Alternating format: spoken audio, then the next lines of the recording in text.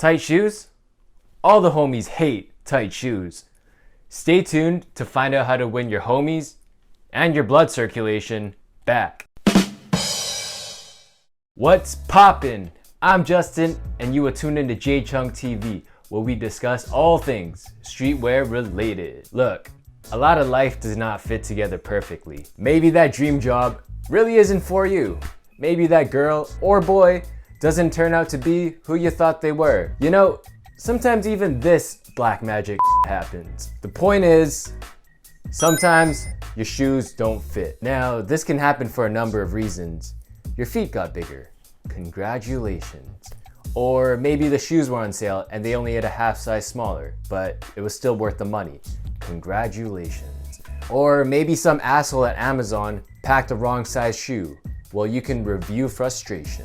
The whys doesn't really matter. We can fix it. All you need is a pair of shoes that are max a size smaller. I'd say it works better with a half size smaller. For example, these Yeezys I have are a size 9, but I'm usually a 9.5.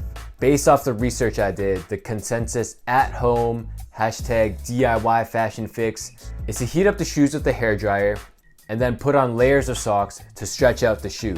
Talk about a foot fungus. I don't know how I felt about using heat on the sneakers, because it'll be #you played yourself if you ruin those shoes. So, yours truly, the boy, put on his thinking cap.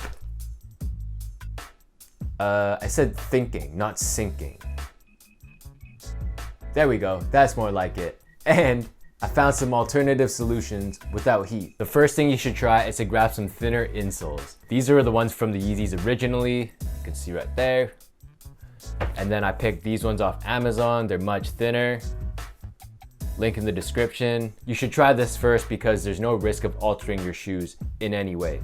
I have seen some people go no insoles at all. This will work, but if you have a low ventilation shoe like the Yeezy 500, I wouldn't do that. Reason being is it's much easier to clean that nasty fwet, yeah, I said it, fwet, off the insoles than it is from the inside of your shoe. So if you're gonna be sweating from a low ventilation shoe, keep those insoles in. Now the thinner insole should definitely make the shoe a little roomier, but I still found that my toes were hitting the end of the shoe. If you're having the same problem about the toe jamming, I suggest considering buying this sus looking thing.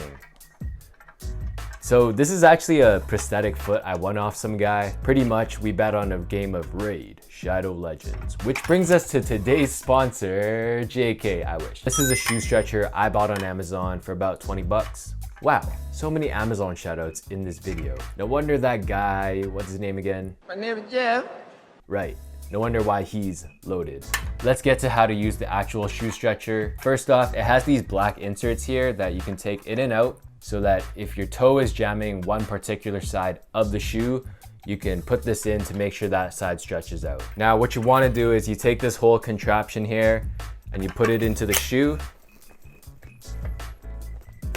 Just like that, it'll fit nice like that. Depending on how much room you need, you just turn this screw and the shoe begins to stretch.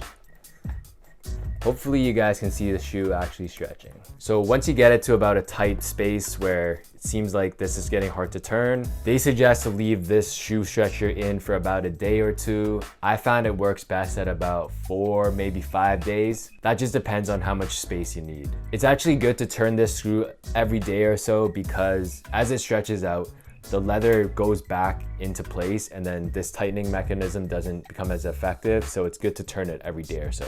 And the result is, I found the Yeezys fit much better. Some precautions for you. I think this works best on leather shoes because leather does tend to stretch out naturally. Shoes with stretch in them already like Nike Flyknit, Adidas Prime Knit, I would stay away from these shoes. Not only does the shoe stretcher become less effective, but I believe you have a chance of ripping right through them shits.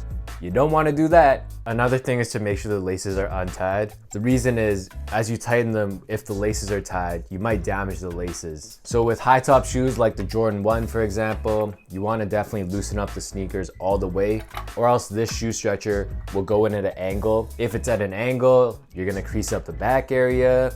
You probably won't even stretch out the toe. It's just complete chaos. All right, if you followed my instructions, then these insoles, And this shoe stretcher has brought your shoe back to life. Hope this video helped you out. If it did, please drop a like, really helps the channel grow. Comment down below how this shoe stretching went for you. As always, I make streetwear videos every week, so smash that subscribe button. Peace! I see you soon, boy.